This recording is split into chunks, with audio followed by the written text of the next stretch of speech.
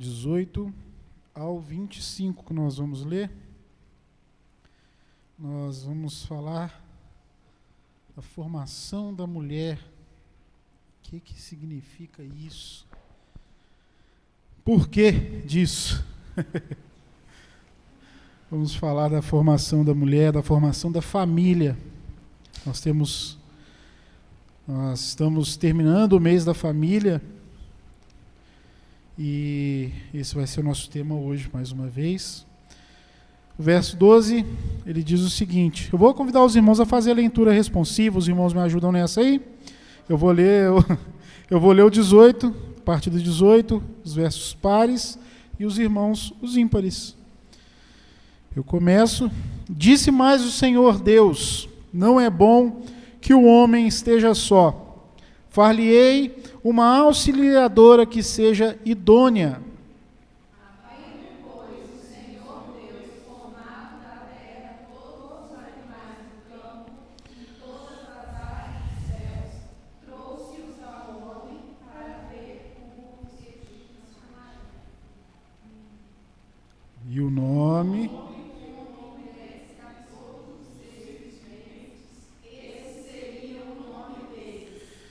Deu o nome o homem a todos os animais domésticos e às aves dos céus e a todos os animais selváticos.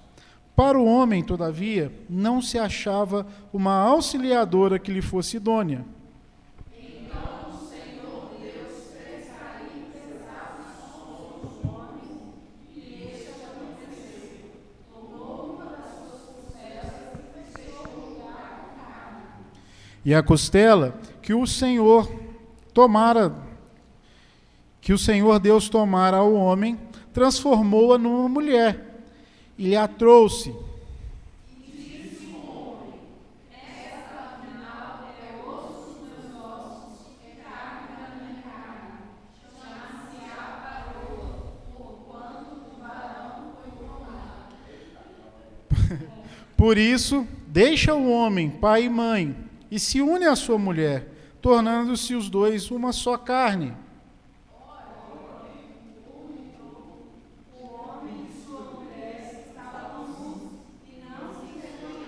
Glória a Deus. Vamos repetir ali o que vocês leram no 23? E disse o homem: este é osso dos meus ossos e carne da minha carne. Chamar-se-á varoa, porquanto do varão foi formado. Senhor Deus, está diante de nós a tua palavra, Senhor. A formação da família conforme o Senhor ordenou a nós. E o projeto que havia por trás dessa formação. Da formação da mulher como auxiliadora idônea para o homem, formando assim a humanidade. Senhor, fala aos nossos corações. Mostre a nós, Senhor, aquilo que o Senhor planejou desde a eternidade. Aquilo que o Senhor tem feito no decorrer da história, meu Deus, através da família.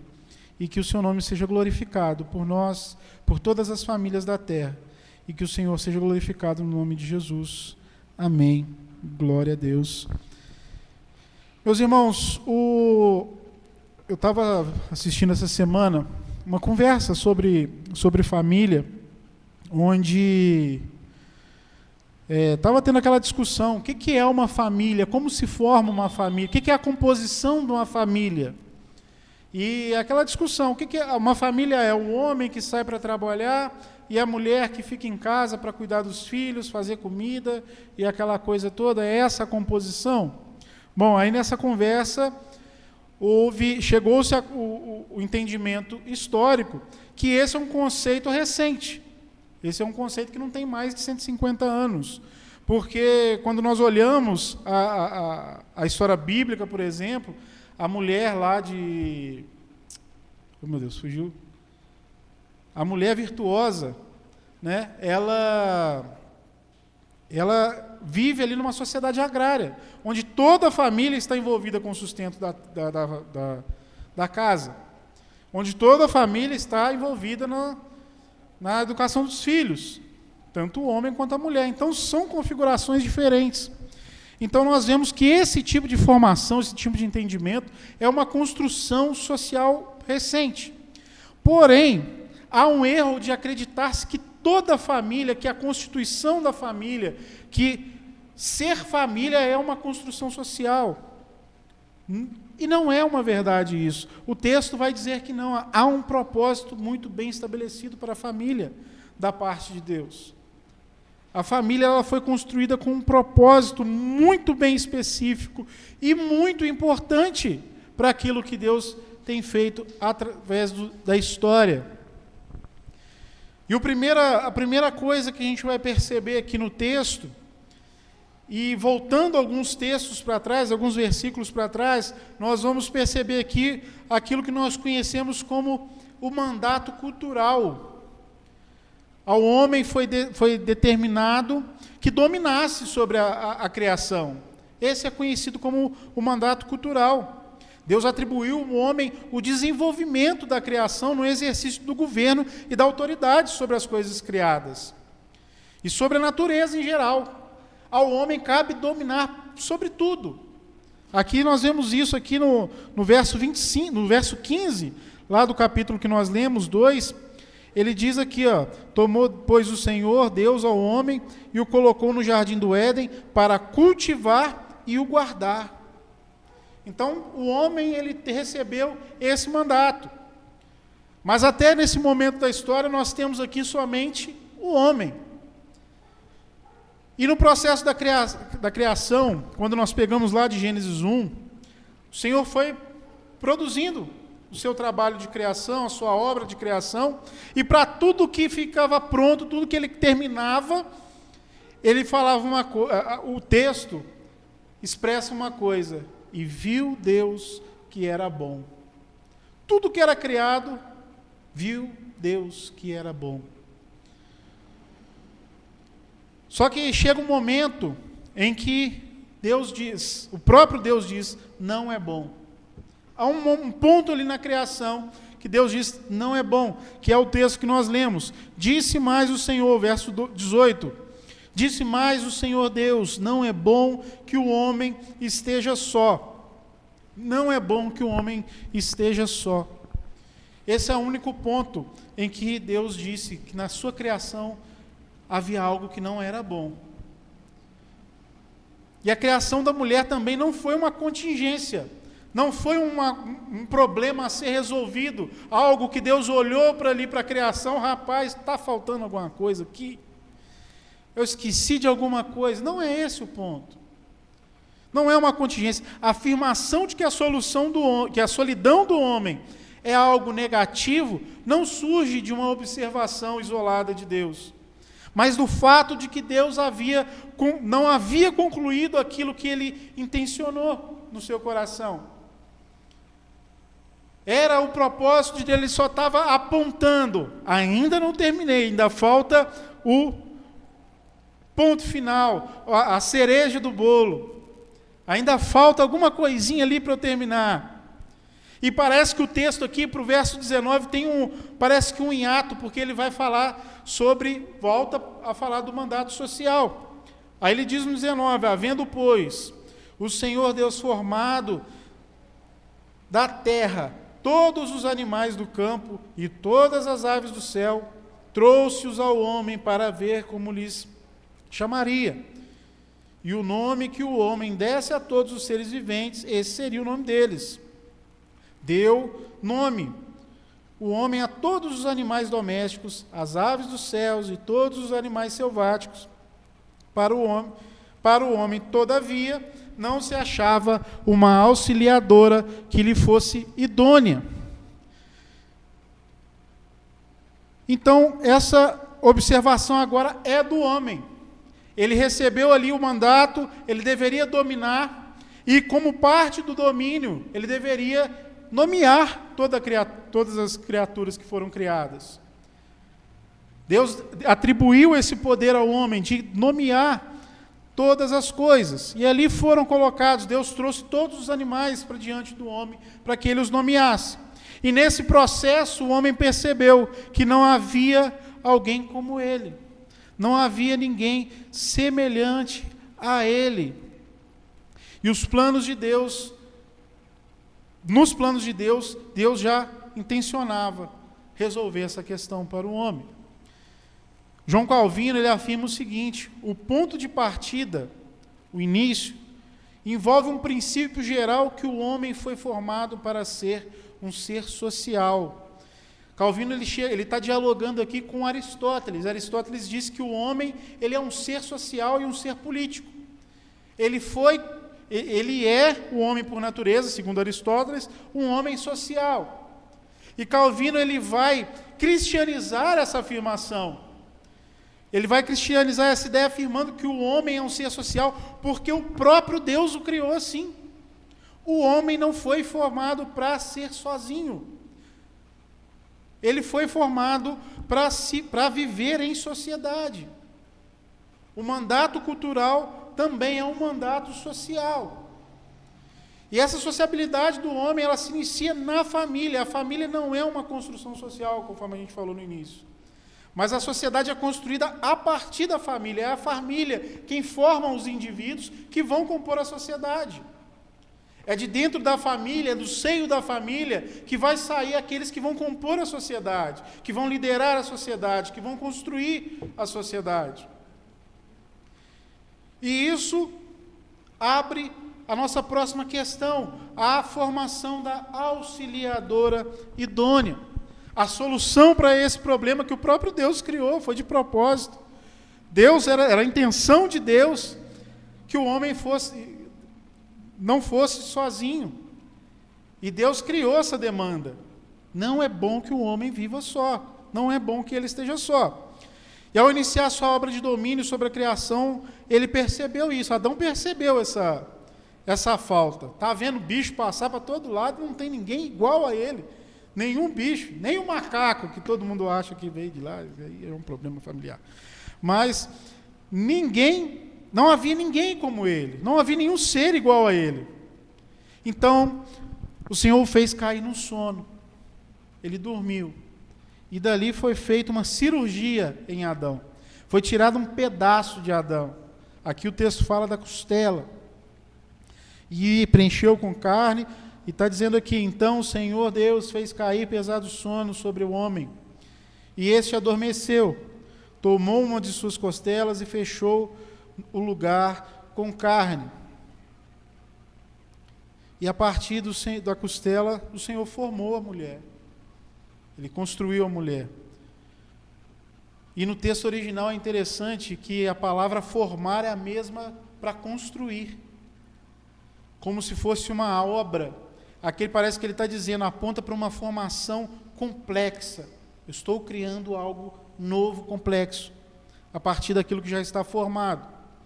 No verso 19, o texto mostra que assim como todo homem, quando a gente volta lá atrás, o homem e todos os animais foram criados do barro, da terra. Ele diz lá no 19, havendo, pois, o Senhor formado da terra todos os animais, inclusive o homem. Todos foram formados. Mas aqui a mulher ela não é formada da terra. Ela não é um ser a mais a ser criado. A mulher ela é formada da própria carne do homem. E é daqui que surge a auxiliadora que lhe fosse idônea. É nesse contexto que se forma aquela polêmica, da mulher ser submissa ao homem. Pois foi criada a partir dele. De fato, o papel de liderança é dado ao homem devido à sua primazia na criação. E isso é validado pelo homem ter dado nome à mulher. O texto diz aqui, o texto que nós repetimos, e disse o homem, esta afinal é osso dos meus ossos e carne da minha carne, chamar-se-á varoa, porque do varão foi formado. E no texto, no texto lá de Moisés, que é em hebraico, a palavra é parecida. É ish, a mulher é ish, e o homem, eu não vou lembrar, mas é a mesma raiz. Por isso que aqui está varão e varoa, porque foram formados um do outro.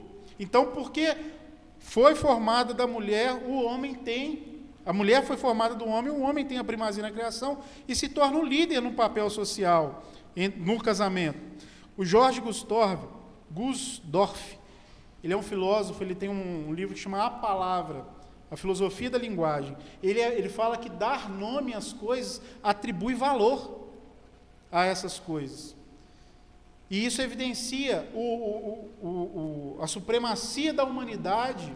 Isso corrobora aqui a teologia da criação, que o fato do homem possuir linguagem, capacidade de nomear as coisas, dá a ele poder sobre todas as coisas. Isso é a filosofia dizendo. E da mesma forma a mulher recebeu o nome que recebeu do homem. Aí está o papel de liderança. Mas calma, não, Molina, não me bate, não. Não me agridam. Mas porque o pecado fez isso atribuir uma certa inferioridade à mulher. Quer seja o pecado induzindo a homens a acreditarem que são superiores à mulher, antropologicamente falando, quanto pessoas que já se defendem achando que é isso que o texto está dizendo, e não é isso que o texto diz. Quando analisamos os termos usados por Moisés ao relatar esse momento, nós percebemos algo muito interessante. As duas palavras que são usadas aqui, auxiliadora e idônea. E a exegese bíblica, o nosso entendimento bíblico depende dessa análise, desse tipo de hermenêutica, olhar o que o texto diz, as palavras como são usadas.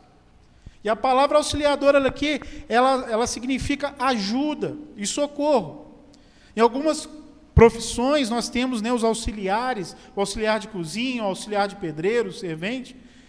De fato, ali naquele momento, essa palavra parece ter uma conotação de superioridade e inferioridade. Mas no texto não é dessa forma. Nesse texto não é assim. Nós temos lá no texto de 1 Samuel 7,12. O texto diz o seguinte: tomou então Samuel uma pedra e a pôs entre Mispa e Sem, e lhe chamou Ebenezer, e disse: até aqui nos ajudou o Senhor.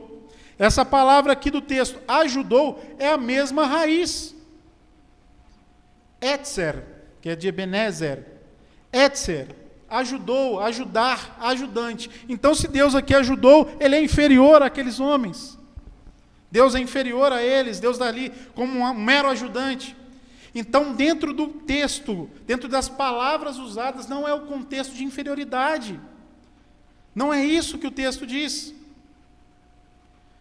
E isso nos leva à próxima palavra, a idônea. A palavra idônea, aqui e essa palavra é interessante, quando eu fui pesquisar, ela apareceu uma lista enorme de traduções, de possíveis traduções. Entre elas, o que é notável, direto, em frente, diante, na vista de, correspondente e na frente de. O D depois completa com alguma coisa. A auxiliadora é alguém que é formada da mesma essência. A mulher foi formada da carne do homem. A mulher não foi formada como as outras criaturas, ou nem mesmo igual ao homem. Ela foi criada de uma forma diferente, porque ela tem uma função muito específica na criação. Formar a família do homem. E do homem que eu digo humanidade. A auxiliadora idônea é quem é formada da mesma essência, a fim de completá-lo. Deus, propositalmente, dentro da sua soberania, criou um ser incompleto chamado homem. Ilimitado, né? Criou um ser incompleto chamado homem. E o homem, quando é dito aqui no texto, não é homem de homem, ser masculino, mas de humanidade, que também são as mesmas palavras. Adão quer dizer homem, quer dizer humanidade. Adão se aplica também à mulher. Há momentos no texto de Gênesis que Adão vai se referir à humanidade, assim como nós usamos no português. Homem, para se dizer toda a humanidade. É da mesma forma. E isso tudo para que se cumprisse, essa completude trazida pela mulher, é para cumprir o mandato cultural, aquele que Deus planejou.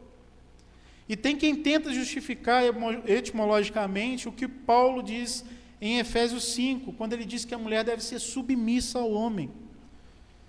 Aí fica aquela tensão, aquele medo de falar, aí vem aquela desculpa, não, é porque está sob a mesma missão. Não é isso que o texto diz. Sim, é a submissão de se submeter. E eu não estou aqui para dar dica de casamento, não é isso. É de se submeter mesmo, é entender o papel de liderança. E isso honestamente, é uma tentativa de disfarçar preconceito, sim. Porque se submeter a uma liderança não é um papel de inferioridade. Não é isso que nos mostra. Porque o que estamos vendo é que Paulo chama a mulher para estar sob a liderança do homem. E a palavra, aí agora lá no grego, que Paulo usa, para ser um pouco mais simples, é a palavra de submissão, de se sujeitar. Só que aí a gente vai lá na mesma hermenêutica, de entender o uso das palavras, a palavra submissa, a palavra sujeição, que ele diz aqui, para grego, olha, é um termo militar grego que significa organizar divisões de tropa numa formação militar sob o comando de um líder. Era uma atitude voluntária de ceder, cooperar, assumir responsabilidade e levar uma carga. Entenderam que não é simples assim? Não é aquela coisa de se submeter, vai para o fogão fazer a janta, mulher, e de noite você me espera. Não é isso. Não é essa submissão. O homem veio primeiro, ele lidera. É como aquele que conhece o caminho, vem por aqui, mas todos caminham iguais, sob a liderança de um. Simples assim. Esse é o mandato cultural. É simples. Essa é a ordenação do Senhor. E nós chegamos a um terceiro momento, onde a família expressa a aliança do Senhor. Toda essa formação não é uma questão, como eu disse, de inferioridade ou de superioridade do homem em relação à mulher e vice-versa. Porque Paulo mesmo, no mesmo texto, e no texto lá em Coríntios, ele elimina isso em Coríntios 11. Onde Paulo mesmo diz, o homem veio da mulher, a mulher veio do homem. Ele foi feito dessa maneira para que ambos andassem juntos. O mandato é algo comum, é uma carga, como diz aqui a interpretação da palavra submisso, é de levar uma carga. Cada um pega de um lado e vamos levar junto isso aqui. E que carga que é essa? O mandato cultural do Senhor. A família, ela foi criada para carregar o mundo nas costas, como o Atlas. A família, ela foi criada para conduzir o mundo. A família é o modelo de Deus para o mundo em todos os aspectos. E isso tem um propósito. A família expressa a aliança de Deus com o homem. Quando a Escritura atribui a liderança ao homem, em nenhum momento infere inferioridade à mulher. Tampouco a coloca como alguém que deva se dedicar exclusivamente ao serviço de casa. Isso é recente, como nós tratamos. Isso é uma conversa nova. Essa submissão, ou se colocar sob a liderança de alguém, implica em uma condição essencial. Você, mulher, você não vai se submeter a um homem de qualquer maneira, só porque alguém mandou. Não é só porque eu estou dizendo. Não é tampouco porque Paulo disse, ou porque o Senhor não ordenou isso simplesmente por uma questão de equidade. Mas ele determinou isso, que você se submeta a um homem que lhe ame, como Cristo amou a igreja. E quando Paulo faz essa comparação incrível, ele coloca a família, ele coloca essa condição familiar em um patamar muito alto. Porque desde o início, o plano de Deus era esse, que a família conduzisse a terra, ordenasse a terra, governasse a terra. Só que o homem pecou, o homem caiu, a família falhou. Porque naquele momento ali a mulher foi enganada, mas o homem não foi enganado. O homem caiu porque ele quis. O homem foi totalmente responsável pela queda. Não era o líder? Então a mulher sim foi enganada pela serpente. O homem pecou porque quis. O homem tinha autonomia para dizer não. Ele tinha um conhecimento para dizer não à serpente. Mas ele assentiu aquele momento que a mulher foi enganada. Ele não foi enganado. Então há uma responsabilidade da família nesse momento. Então, a mulher é chamada para se submeter a um homem que a lidere com um amor sacrificial, e isso não é uma metáfora. Cristo não morreu metaforicamente pela igreja. Ele morreu de fato. Ao cumprir o mandato, a família expressa a aliança de Deus com a humanidade. Isso revela nesse mesmo texto de Efésios, quando Paulo diz, quando ele quer instruir os casados, ele compara o casamento à relação de Cristo com a igreja. Isso é lindo. O casamento ele compara com a relação, com aquilo que Cristo fez pela igreja. E aquilo que Cristo não só fez, mas atribuiu à igreja a fazer. A natureza dessa relação é a obra de salvação. Porque o plano original de Deus era que a família conduzisse a humanidade, conduzisse a criação, governasse sobre todas as coisas. Mas o homem tendo falhado, surgiu a necessidade de salvação, a necessidade de um Salvador, a necessidade de alguém que restaurasse esse projeto inicial. E isso é manifestado em Cristo. Cristo é o conserto dessa aliança de Deus com o homem. O texto que lemos mostra que Adão foi ferido para retirar sua carne, a retirada da sua carne, para que fosse formada a mulher. Do mesmo modo, nós temos um Cristo ferido para que a sua igreja fosse formada. São as semelhanças que trazem de Cristo com a igreja. Nós sempre falamos, que nós somos a noiva de Cristo.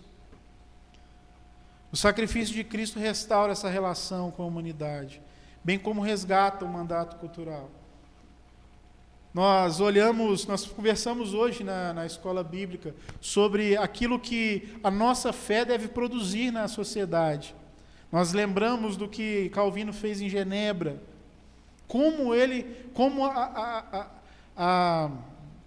Genebra, a Suíça, ainda hoje é reconhecida pela excelência naquilo que produz, chocolate, queijo, relógio. O modo de vida, a falta de corrupção, são excelentes em muita coisa. E olha que ainda não são cristãos mais, não tem esse apego à cristandade como teve no tempo de Calvino. Mas aquilo que a nossa fé, através de Calvino, construiu naquele país, foi capaz de moldar o caráter deles hoje. Esse é o grande efeito que a nossa fé deve produzir no mundo. Esse é o efeito que o cristianismo, o efeito que a salvação produz no mundo através da sua igreja. Então é para isso, o resgate do mandato cultural que foi estabelecido lá no Éden, ele retorna aqui em Cristo, de dominar o mundo. Nós não dominamos o mundo pela política, nós não elegemos pessoas para dominar através da Bíblia. Nós não fazemos isso. Nós cumprimos o mandato cultural através do caráter de Cristo em nós, a igreja. A obra da salvação ela é completamente atribuída a Jesus. Nós não temos papel, a igreja não tem um papel na salvação. Nós somos alvos dessa graça. Por isso, devemos entender que, da mesma forma que a criação da humanidade e o seu mandato de domínio sobre a criação é oriundo unicamente da vontade de Deus, a ação da igreja no mundo também vem da mesma razão, da vontade de Deus. É Deus quem opera no mundo através da igreja. Deus não precisava do homem para reger a criação. Se Deus quisesse, as coisas funcionariam da forma como Ele gostaria, da forma como Ele as criou. Mas Ele delegou ao homem aquilo que ele deveria fazer. Ele delegou ao homem o governo sobre a criação. No texto que nós lemos, Nós vemos isso. O texto diz aqui: havendo Deus formado da terra todos os animais do campo e todas as aves dos céus, trouxe-os ao homem. Deus trouxe os animais, formou e os trouxe, deu ao homem o governo sobre a criação. Deus não precisava disso, Deus não precisa do homem para nada. E Deus não precisa da igreja para nada. É Deus quem salva, isso é um fato. Para que Ele precisa de nós? Mas por causa da sua soberana vontade, por causa da sua misericórdia, Ele nos envolveu de novo no processo. Ele nos envolveu de novo no mandato cultural. E nós respondemos com a nossa vida. E o casamento expressa isso. Primeiramente, o casamento expressa isso. Tanto o plano original quanto o plano de redenção. Que o plano original falhou pelo homem, sob o governo do homem. Agora, sob o governo de Cristo, nós temos o plano da salvação, o plano original de Deus sendo restaurado, através, inicialmente, da família. É na família que nós formamos os nossos filhos, o caráter dos nossos filhos, o caráter daqueles que nos cercam. É dentro de casa que começa isso. Nós não podemos atribuir a ninguém, ao Estado, ou quem quer que seja, a educação dos nossos filhos. A educação no sentido de caráter, não estou dizendo educação na formação intelectual. É muito interessante quando nós podemos fazer isso, a formação intelectual dos nossos filhos. É muito bom. Mas antes disso, se nós fortalecemos o caráter de Cristo nos nossos filhos, nas nossas crianças, nos nossos sobrinhos, quem quer que seja, as pessoas que estão ao nosso redor, quando nós fortalecemos o caráter de Cristo, não há nenhuma ideologia, não há nada do lado de fora que intervenha naquilo que foi formado nele. Porque é Cristo quem fortalece. Porque é o Senhor quem guarda. Não é a nossa preocupação com os planos maléficos que o mundo tem sobre a igreja, por causa da família, estão atacando a família. Oh, meu Deus, quem guarda a família é aquele que a criou. Da mesma forma que aquele que criou a igreja, guarda a igreja. O que Jesus disse para Pedro, quando Pedro recebeu a revelação de quem era o Cristo: tu és o Filho do Deus Altíssimo, pois eu digo que tu és Pedro, e sobre essa pedra edificarei a minha igreja, e as portas do inferno não prevalecerão contra ela. Essa pedra fundamental é a verdade que Cristo é o Filho de Deus. E não que Pedro é a pedra, como dizem nossos amigos católicos. A pedra fundamental é Cristo, a pedra angular rejeitada pelos construtores. Ele é quem sustenta a nossa família. O texto nos Salmos diz: se o Senhor não edificar a casa, em vão trabalha aqueles que a edificam. Nós somos completamente dependentes do Senhor. E a missão da família é responder a isso. Toda a Escritura aponta para Cristo, inclusive a instituição do templo. Vale a pena lembrar disso, olhar para isso. A Escritura toda aponta para Cristo, inclusive a formação do templo, do tabernáculo, tudo isso vai direcionar, apontar para Cristo. E esse trabalho de apontar para Cristo inicia lá no Éden. Porque alguns teólogos eles vão afirmar que o Éden é como se fosse um protótipo do templo. E a gente percebe isso quando a gente vê que a Adão foi dada a missão que a gente leu lá no 15, quando a gente olhou lá atrás, quando a gente retornou, que foi dada a missão de cultivar e guardar.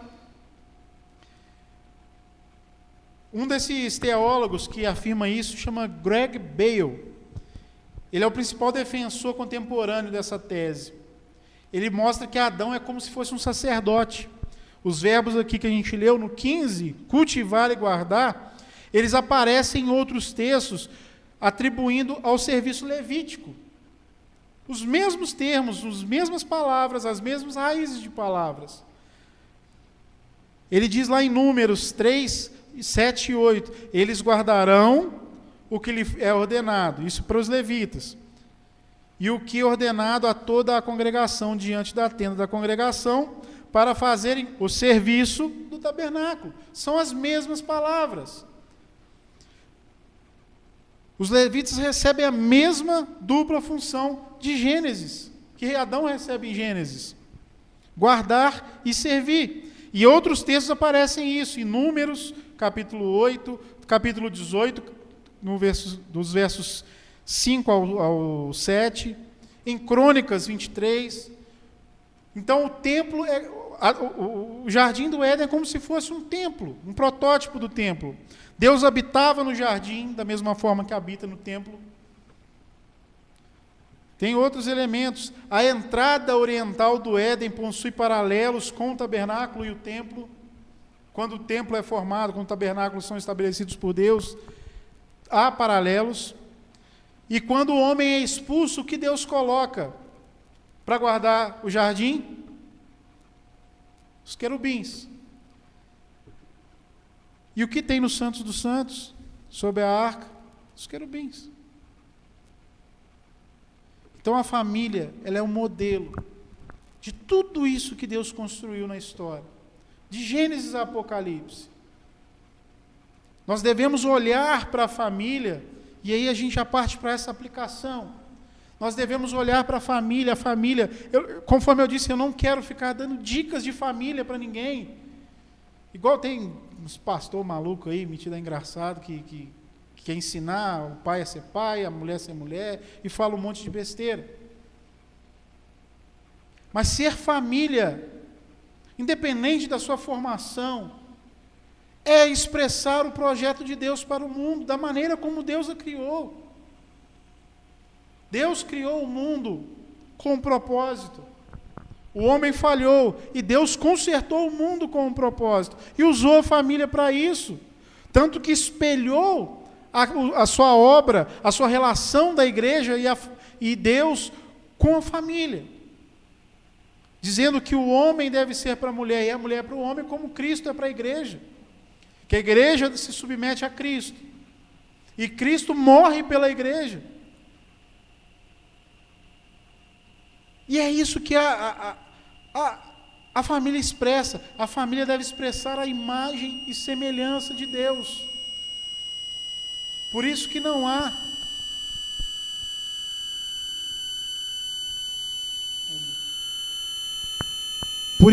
há inferioridade entre homem e mulher. Ambos são imagem e semelhança de Deus, através do cumprimento do mandato social. Primeiramente, familiares. Nós cumprimos no meio da família. Nós cumprimos na família. E, consequentemente, nas ações políticas, sociais, culturais, como afirma a Abraham Kuyper. Abraham Kuyper, no seu discurso, na abertura de uma universidade lá na Holanda, ele afirma isso, que o mundo é separado por esferas políticas, sociais, uma não tem direito sobre a outra. A política não interfere na família, a família não interfere na política. Mas todos estão debaixo das mãos soberanas de Deus. E se nós queremos influenciar a política, influenciar a cultura, influenciar a sociedade de um modo geral, nós devemos espelhar a imagem e semelhança de Deus através da família, iniciando através da família. E seguindo através dos nossos filhos, dos nossos irmãos, dos nossos pais. É assim que nós influenciamos o mundo.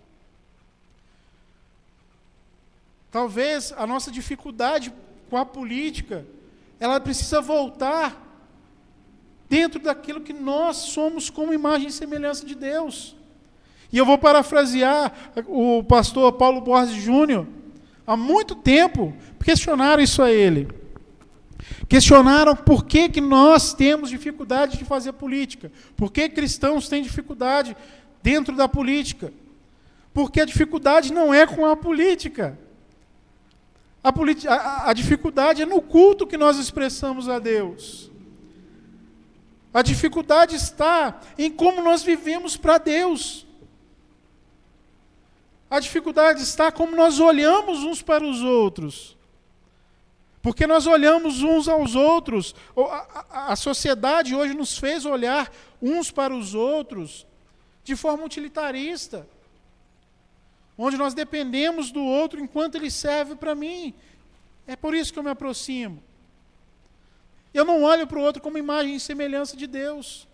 Então a nossa dificuldade não começa por causa do presidente. Começa na nossa dificuldade de formar a nossa família, dentro da nossa família, políticos que vão lá e façam melhor. Porque hoje, infelizmente, nós ficamos nessa de ter que escolher o menos pior.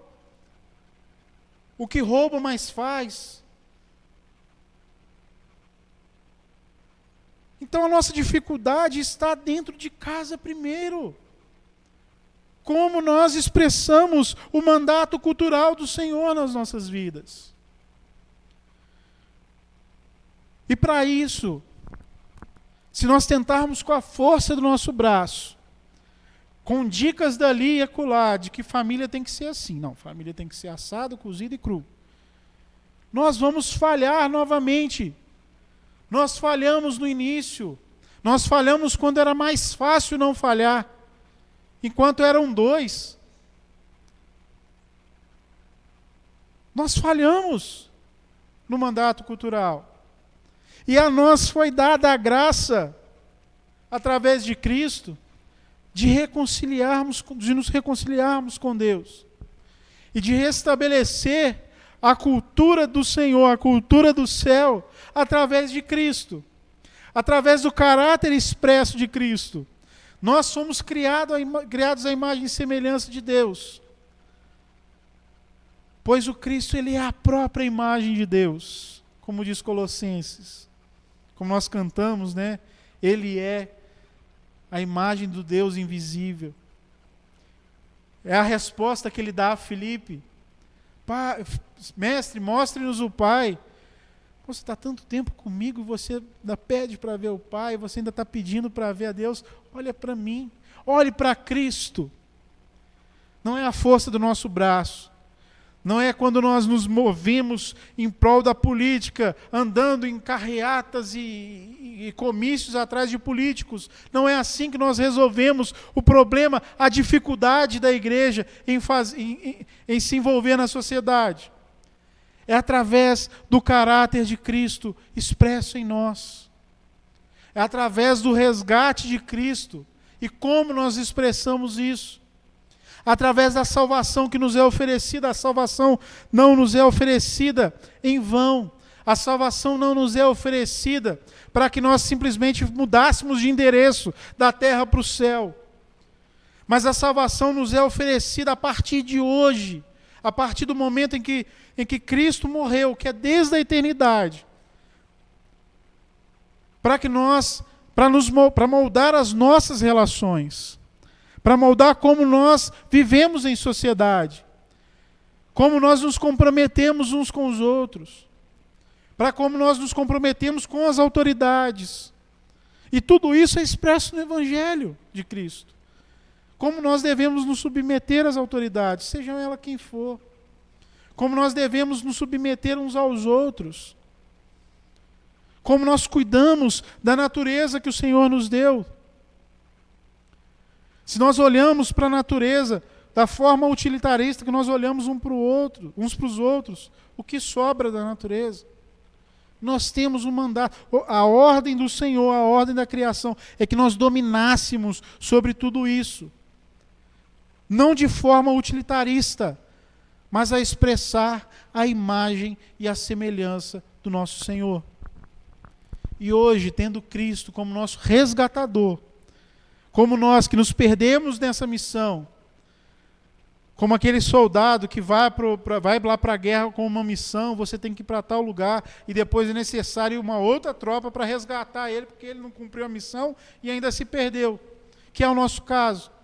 Nós nos perdemos, não cumprimos o mandato de Deus e nos perdemos. Foi necessário um Salvador, mas que já estava preparado desde a eternidade. E é por causa dele que hoje nós podemos influenciar o mundo novamente.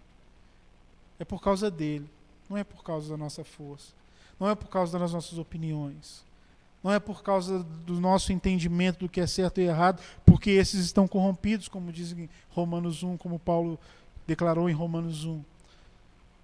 Nosso julgamento está corrompido, mas o daquele que nos resgatou das trevas, dessa perdição que nós estávamos, esse sim, é quem pode nos moldar, é esse quem pode moldar as nossas famílias. Então nós devemos colocar as nossas famílias aos pés de Cristo, nos caminhos de Cristo, moldá-la no caráter de Cristo. Só assim nós vamos resolver as dificuldades que nós temos em relação à sociedade. Só assim nós vamos resolver as dificuldades que nós temos uns com os outros. Somente quando o caráter de Cristo for espelhado em nós. Somente quando nós colocarmos a nossa casa diante do Senhor. Crede no Senhor Jesus e será salvo, tu e a tua casa. Louvado seja o nome do Senhor. Deus, nós queremos colocar diante do Senhor a nossa família. Meu Deus, queremos colocar diante do Senhor nosso coração. Perdoa, Senhor, quando nós não colocamos diante do Senhor aquilo que nos é mais precioso. O presente, a herança que o Senhor nos deu. Quando nós negligenciamos, meu Deus, o mandato que o Senhor nos deu através da família. Quando nós permitimos, meu Deus, que as nossas opiniões, que os nossos desejos, movidos pelo pecado, governem a nossa vida, governem a nossa casa, ou até mesmo dividem a nossa casa. Perdão, Senhor, porque nós deturpamos a imagem do Senhor que há no outro, pois o Senhor o fez a sua imagem e a semelhança. Mas graças a Cristo, graças ao sacrifício de Cristo, nós podemos de novo olhar uns para os outros, como nós olhamos para o Senhor. Nós podemos olhar uns para os outros e amar uns aos outros como o Senhor nos amou, tendo em nós o mesmo sentimento que houve de Cristo, não olhando para si mesmo, mas se esvaziando e colocando o outro como prioridade, se colocando no lugar de servo, que nós possamos servir com as nossas famílias ao Senhor. As nossas famílias estão diante do Senhor, Deus. Abençoe as nossas famílias, abençoe a nossa casa, abençoe os nossos filhos, abençoe os nossos pais, os nossos irmãos, porque se nós temos a responsabilidade do mandato cultural novamente, por causa de Cristo, nós temos responsabilidade sobre aqueles que não são alcançados pelo Senhor. Nós temos responsabilidade de expressar o teu reino, expressar o Senhor para essas pessoas, nossos pais, nossos irmãos, os nossos amigos, os nossos entes queridos. Nos perdoe por negligenciar tudo isso, Senhor. E nos traga de volta, nos dê entendimento, Deus, da obra grandiosa, graciosa do Senhor. Aquilo que o Senhor planejou para a humanidade, aquilo que o Senhor restaurou através de Cristo, coloque em nossos corações, coloque diante dos nossos olhos isso tudo, meu Deus, para que nós possamos nos esforçar cada vez mais, para que isso chegue aos outros, para que isso alcance outras pessoas, como disse Spurgeon, que nós sejamos mendigos que indiquem para outros mendigos aonde encontrar o pão. O Senhor é o pão da vida. Ensina-nos a repartir esse pão com aqueles que têm fome, como nós estávamos famintos pelo Senhor. Nós te louvamos, Deus, por tudo que o Senhor tem feito, pelo amor derramado pela nossa casa, pela nossa família. Nos ensine a conduzir a nossa família nos teus caminhos, e que o seu nome seja glorificado através dela, que o seu nome seja manifestado na sociedade, no mundo, através da nossa família, através da nossa casa, e nós possamos dizer, assim como Josué, eu e a minha casa serviremos ao Senhor. Louvado seja o teu nome. Amém, Deus. Louvado seja o nome do Senhor. Meus irmãos, está encerrado o nosso culto.